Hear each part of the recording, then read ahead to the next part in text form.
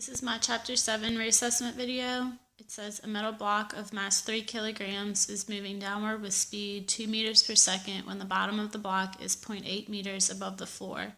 When the bottom of the block is 0.4 meters above the floor, it strikes the top of a relaxed vertical spring 0.4 meters in length. The stiffness of the spring is 2,000 Newton meters. So I went ahead and drew a picture here showing the spring at 0.4 meters in length and the box 0.8 meters above it. 3 kilograms is the weight of it. It's moving at a speed of 2 meters per second towards the spring. And I wrote out my constants here. The spring constant is 2,000 Newton meters. The initial velocity is 2 meters per second. We're going to be looking for the final velocity. And the mass is 3 kilograms.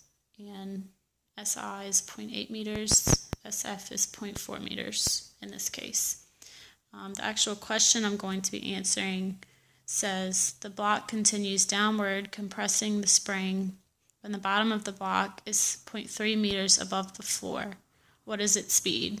So I defined the system as the earth, spring, and block, and I'm going to be using the energy principle. So I went ahead and wrote it out and showed that you can cancel the initial static potential energy and work because the work here is 0. And I wrote everything out and showed the rearrangement to solve for the final velocity. So you have to multiply by 2 and divide by the mass. So the masses cancel in these 3 cases, and except in this case.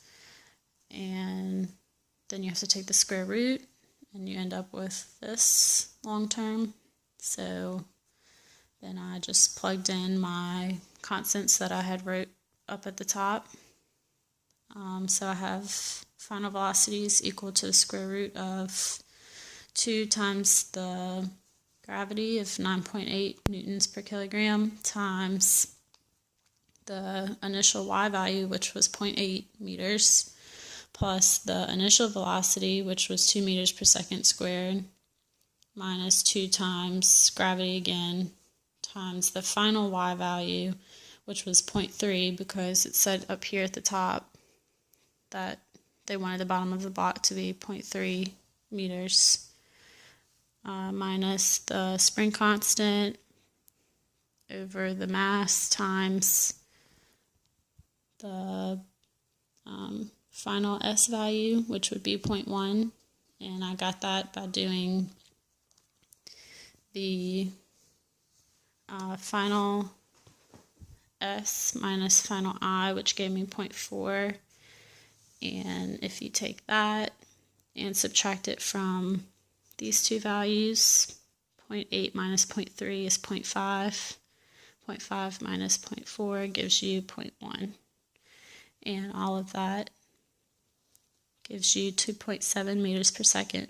And that would be the final velocity of this block coming down and compressing this spring at 0.3 meters.